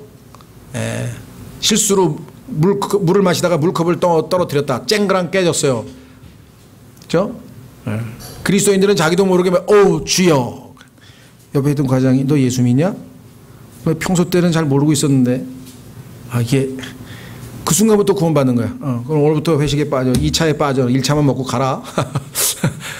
예를 들면 너무나 많은 우리나라의 그리스도인들 중에는요 주님을 부끄러워하는 사람, 여기 지금 부끄러움을 당한다 그랬는데요. 자, 여기서 지금 영어는 이 단어가 처음에 어디에서 쓰였냐면 똑같은 표현이 창세기에서 쓰였어요. 그들이 벌거벗었으나 부끄러워하지 아니하였다 그랬죠. 그렇죠? 창피스러워하지 않았어. 왜? 죄가 없으니까. 벌거벗어도 천진난만한 상태니까, 아직 타락하기 이전에 죄로 물들기 전이니까 벌거벗은 것 자체에 대해서 부끄러움을 모르고 있었단 말이죠. 선하게 옳고 그름 그 선악을 판단 안 했으니까, 선악과를 안 먹기 전이니까. 그렇죠? 네. 그런데 영어는 하나예요. 그죠? be ashamed of라 그래요. 근데 이제 우리말은 부끄러워하지 아니한다 라는 표현과 부끄러움을 당하지 않는다는 두 가지로 문맥에 따라서 달리 번역이 돼요. 그러니까 얼핏 보면 사람들은 11절 또 성경 기록이 이르기를 누구든지 그분을 믿는 자는 부끄러움을 당하지 아니하리라 하나니. 그러니까 예수님을 믿으면 하나님께서 항상 우리와 함께 하셔서 부끄러움을 당하지 않을 것이다. 이렇게 해석을 많이들 합니다. 잘못된 건 아니에요. 구약에 보면은 당황하지 아니한다, 부끄러움 당하지 않는단 말이 그런 뉘앙스로 쓰였지만 왜 신약에 와서 의도적으로 이 단어를 confound, 당황하지 않는다는 말 대신에 부끄러움한다는 표현으로 바꿨으며 성령께서 그 다음에 문맥을 보면요 10절에 입으로 시인하여 이랬잖아요. 그렇죠. 입으로 시인하는 것은 부끄러워하는 겁니까? 부끄러워하지 않는 겁니까? 부끄러워하지 않는 거죠. 내가 예수 그리스도를 믿어. 그런데 예수님이 너무 자랑스러워. 나는 정말 예수님이 너무너무 나 인생에 있어도 너무나 위대한 일을 해주셨어. 너무나 감사해. 하늘나라도 보내주시고 너무나 해. 그 사람들에게 나는 예수님을 믿습니다 하고 부끄러워하지 아니하고 항상 자랑해. 그러니까 여기서 뭐야? 예수님을 진짜 마음으로 제대로 믿는 사람은 예수님을 부끄러워하지 않는다. 항상 고백한다. 입으로 가서 저는 예수 그리스도를 믿는 사람입니다. 예수님은 저에게 정말 너무나 놀라운 일을 하신 분이십니다. 이 문맥에서는 오히려 그게 더 맞지 않겠냐. 왜? 지금 시인하는 것과 앞뒤 문맥이 연결이 되어 있기 때문에. 무슨 말인지 이해가 되시겠습니까? 네, 그렇다고 해서 이 번역이 문제가 있다는 건 아니에요. 왜냐하면 구약 성경에서는 보니까 이게 당황스럽지 않게, 예를 들면 예수 그리스도를 믿는 사람들은 어딜 가서든지 당황하지 아니하고 하나님의 선한 도우심을 받아서 부끄러움을 창피를 안 당한다. 그런 뉘앙스로 쓰였어요. 실제로 구약에는. 그래서 이 번역 자체는 문제될 건 없지만 플러스 알파로 한 가지 알아두실 것은 영어 표현에 부끄러워하지 않는다. 예수님을 믿는 사람은. 그렇죠. 정말 예수님을 믿는다. 그분을 사랑한다. 그분이 나를 위해서 행하신 일이 너무나 소중하다. 그런데 사람들 앞에 가서 당신 예수 믿어요? 글쎄요. 이러고 그건 제대로 믿는 게 아니잖아요. 그렇잖아요. 그런 의미에서. 자, 다시 돌아옵니다. 그분의 이름을 부른다. 성경에 보니까 이 이름을 부른다 할 때는 그냥 단순히 부르는 게 아니라 누구 이렇게 단순히 부르는 게 아니라 도움을 요청하면서 부르는 정도예요. 그러니까 주여. 우리가 그 얘기 많이 하죠. 기도할 때도 너무 막 마음이 막 답답하고 괴롭고 그러면 주여, 주님 도와주십시오. 주여 하고 막 이렇게 도움을 요청하는 그런 때. 그러니까 정말 우리가 위기에 상하거나 필요에 의해서 막 정말 그럴 때에는 주님을 부르지 말라도 부르는. 실제로 주님을 부르는 것은 주님이 아니시면 저는 영원한 형벌에 처해서 지옥에 갑니다. 주님 믿겠습니다. 주여 하고 주의 이름을 부르는 순간 다 구원받는다 그랬잖아요. 구원받은 그리스도인에게도 적용이 돼요. 구원받은 그리스도인이 고통스럽거나 괴롭거나 누구한테 뭐 비방을 당하거나 억울하거나 뭐 답답하거나 이럴 때도 우리 뭐예요? 주님 도와주십시오. 주님 억울합니다. 주님 뭐 이 주님의 이름을 부르잖아요. 주여 주여 주여. 그렇죠? 그렇다고 해서 아예 공식을 정해가지고 자 지금부터 주여 삼창 하시고 기도하겠습니다. 주여 이러고 막 그 간절한 마음은 알겠지만 그걸 공식적으로 막 주여 삼창하고 이런 거는 내가 볼 때는 좀 그렇고요. 진정으로 간절하면 주님 부르지 말래도 불러요. 주여 도와주십시오. 그렇죠? 예, 근데 이제 그거를 조금 더 아마 프로그램 한번 해서 그냥 주여 삼창부터 하고 뭐 기도 시작하시는 그런 뭐 은사주의 집회도 있는 것 같아요. 저는 뭐 비방하려는 건 아니고 너무 공식화하지 않아도 자동으로 괴로우면 부를 텐데 뭘 자꾸 주여 삼창을 이렇게 하자고 이렇게 막 이렇게 으쌰으쌰식으로 할 필요는 없다 이렇게 생각하는 거죠. 자 다시 돌아오셔서 그런즉 그들이 자기들이 믿지 아니한 분을 어찌 부르리요? 주여 당신이 아니면 전 지옥에 갑니다. 나를 위해 십자가에 죽으신 걸 믿습니다. 부활하신 건 믿습니다. 감사합니다. 주님 영접하겠습니다. 이렇게 했단 말이죠. 근데 그 전에 뭐예요? 예수님을 부르기 전에 내 마음으로 예수님을 믿었으니까 부를 거 아니냐 이거죠. 그 다음에 듣지 못한 분을 어찌 믿으리요? 그분이 누구인지 전혀 들은 바가 없어. 근데 어떻게 믿어요? 아 그분이 하나님이신데 인간의 몸을 입고 오신 분이구나. 아 그분이 내 죄값으로 십자가에 달리신 분이구나. 아 그분이 그걸 다 듣고 나니까 아 믿어야 되겠다 그래서 믿었잖아요. 왜? 그 들은 말씀이 믿음의 말씀이라고 아까 써있잖아요. 여기 믿음의 말씀 10장 8절에 하나님이 성경에 기록된 예수님에 관한 말씀은 믿음의 말씀이기 때문에 믿습니다 하는 순간에 나에게 믿음이 생기는 말씀이에요. 그렇죠? 그래서 순서가 어떻게 되냐 이거예요. 처음에 이제 부르고 그 다음에 믿고 그 다음에 선포하고 이게 지금 거꾸로 올라가면 되죠. 그 다음에 15절에 뭐냐요? 보내어지지 아니하였으면. 하나님께서는 우리에게 구원을 가져다 주는데 단계가 있구나. 첫 번째 보낸다 이거야. 그래서 사도행전 1장 8절에 뭐야? 너희는 go! 가서 나의 증인이 되리라 하고 나의 증인이 되라 하고 명령하신 것이 사도행전 1장 8절에 go 아니에요. 보내신 거죠? 그런 직책으로 특별히 보낸 사람들은 사도라 그래요. 사도란 말은 보내어진 자들이란 뜻인데요. 보내어진 자들. 오늘날로 치면 선교사죠. 미션, 어떤 사명을 가지고 보내어졌죠. 특사, 이것도 다 보내어졌다는 뜻이죠. 그런데 보냈으니까 갔을 것이고, 그렇죠? 근데 갔는데 뭘 하러 갔냐면 선포하라 그래요. preach! 주의 말씀을 선포했어요. 선포한 말씀을 들었어요. 듣고 보니까 이분을 믿어야 되겠다는 마음이 생겼어요. 믿었어요. 믿었으니까 어떻게 해요? 주여 믿습니다 하고 이름을 불렀어요. 그래서 누구든지 주의 이름을 부른 자는 구원을 주신다는 거예요. 이게 이방인 선교의 방식이에요. 그래서 10이라는 숫자는 성경에서 창세기 10장서부터 이방인을 예표하고 있는데 이방인 선교의 장이 로마서 10장 10절에 있는 거예요. 자, 그래서 순서 잘 아시겠죠? 다시 돌아갑니다. 16절 보내어지지 아니하였으면 그들이 어찌 선포하리요. 이것은 기록된 바 화평의 복음을 선포하는 좋은 일들의 아름다운 소식을 가져온 자들의 발이 어찌 그리 아름다운가 함과 같으니라.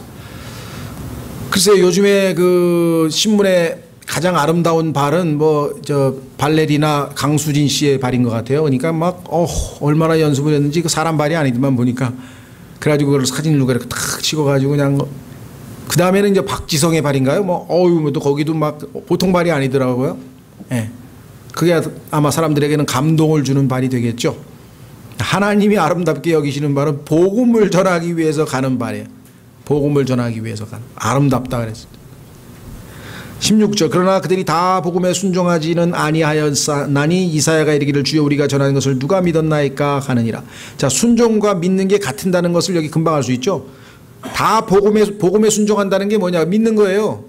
사람들은 순종과 믿음을 때로는 우리가 분리해야 할 때가 있죠. 그러나 복음에 관한 한 복음에 순종한다고 하는 얘기는 바로 복음을 믿는다는 거죠. 복음은 뭐 하라 그랬어요?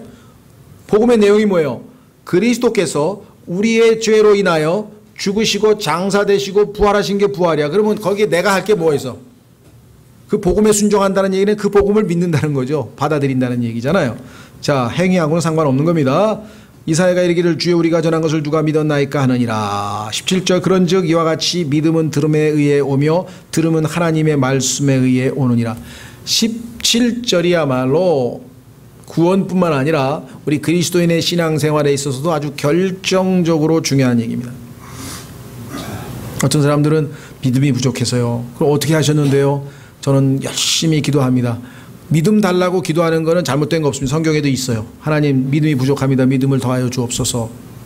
그러나 하나님은 믿음을 얻을 수 있는 방법을 이미 성경에 가르쳐 주셨잖아요. 그거 뭐냐? 듣는 거예요. 많이 듣는 거예요.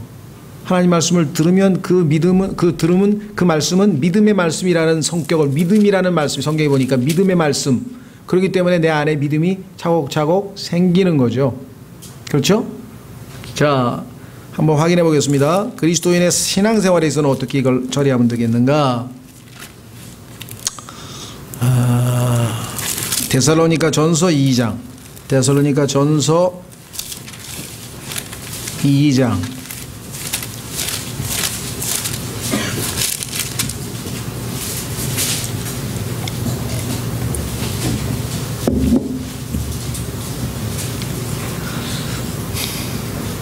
(13절) 이런 까닭에 우리가 또한 하나님께 끊임없이 감사를 드림은 너희가 우리에게서 들은 하나님의 말씀을 받을 때에 그것을 사람들의 말로 받지 아니하고 하나님의 말씀으로 받았기 때문이니 진실로 그러하도다.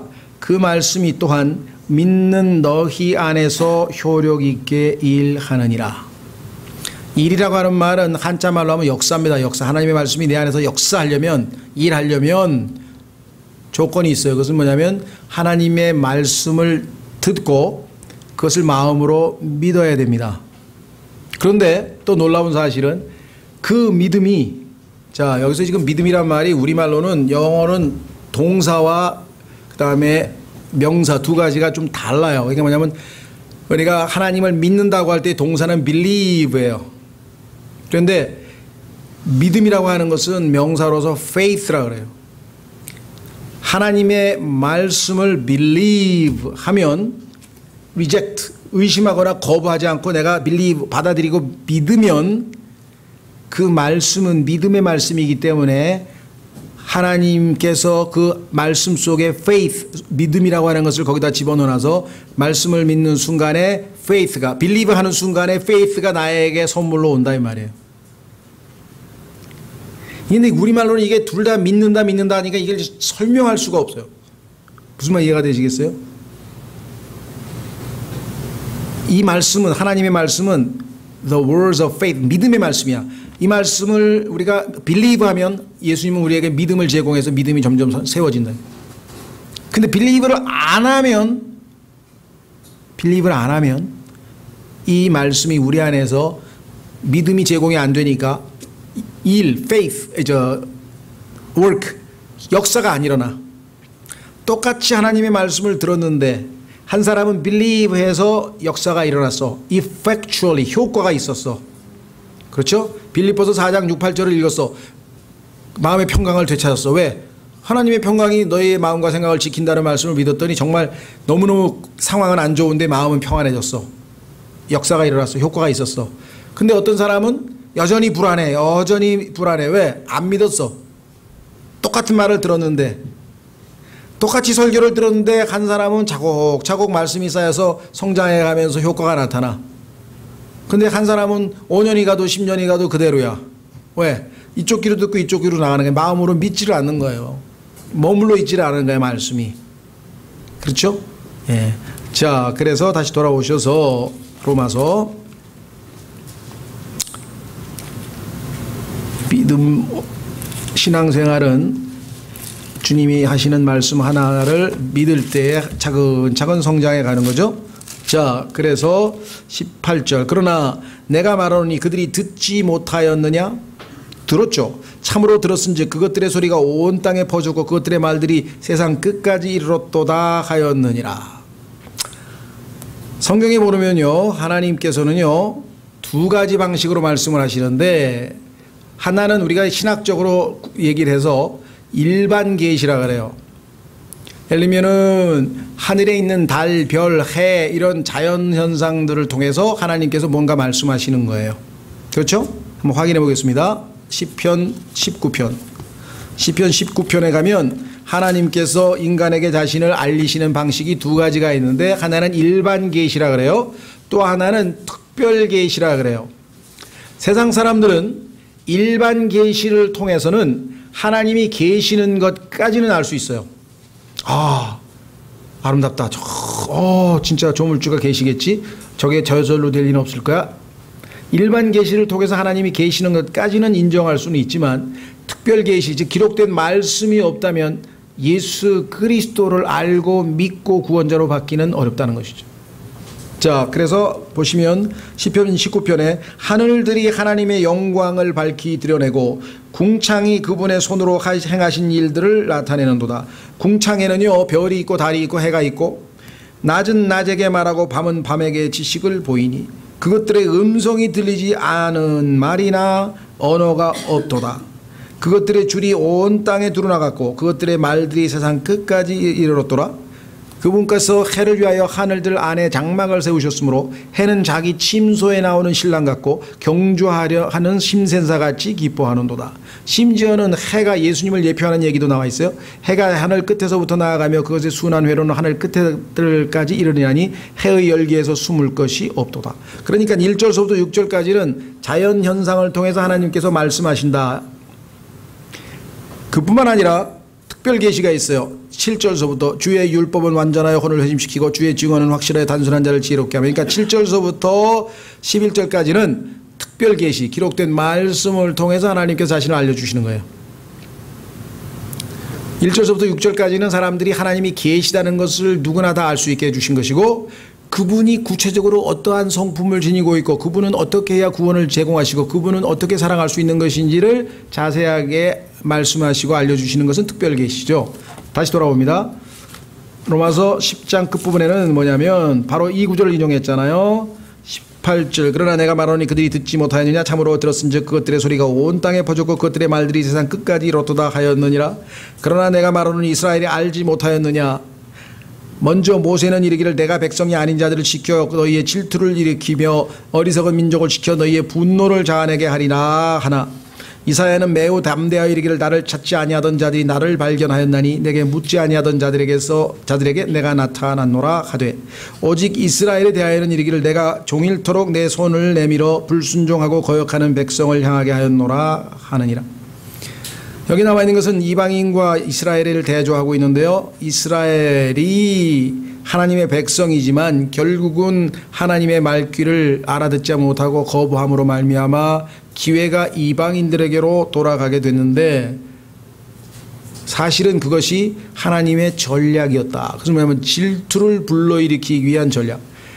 자신들이 개 취급도 안 하고 인간 취급도 안 하고 아주 상대도 안 해줬던 이방인들이 하나님의 축복을 받아서 놀랍게 변화되는 모습과 은혜를 누리는 모습을 통해 이스라엘은 그 하나님에게로 다시 돌아가고자 하는 회개의 마음을 품게 된다는 게 하나님은 그들의 마음을 돌이키는 수단으로서 이스라엘 마음속에 질투를 불러일으키셨다라고 성경에 써 있네요.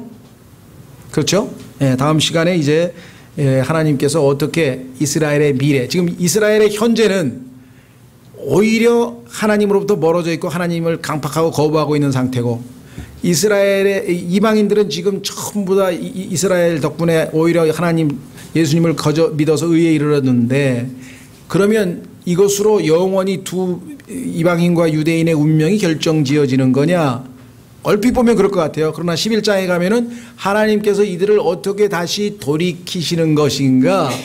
그것이 지금 여기 잠깐 나와 있는 질투라고 하는 방법인데요. 자, 다음 시간에 11장을 일단 마무리 지어서 전체적으로 유대인과 이방인과의 관계를 한번 우리가 마무리 짓고 뒤에 한 30분 정도는 이제 12장서부터 그러니까 16장까지의 실천적인 부분은 우리가 다음 주가 30일이죠. 31일 날 우리가 이제 11장 끝부분하고 11장하고 12장 정도 하고 그다음에 6월 7일 날 마지막 강의 때 13, 14, 15, 16인데요. 조금 우리가 내용이 어려운 게 아니라 실천을 어떻게 해야 되는지 구체적인 내용들을 이렇게 포인트로 이렇게 해서 강의는 6월 7일 날 일단 마치겠습니다. 말씀드린 것처럼 6월 6일은 이제 그 하나님의 영원한 계획에 대해서 특강이 있고요. 6월 7일은 앞선 우리 나영재님과 이영재님 아마 여러분들 뭐 퀴즈 이렇게 짧게 이렇게 하시고 저는 강의를 하고 그 다음에 수료식은 뭐 특별한 거 없습니다. 네 분에게 수료장을 드리고 그 다음에 말씀드린 것처럼 시간이 되는 대로 5시 반이 되든지 5시쯤에 우리가 각자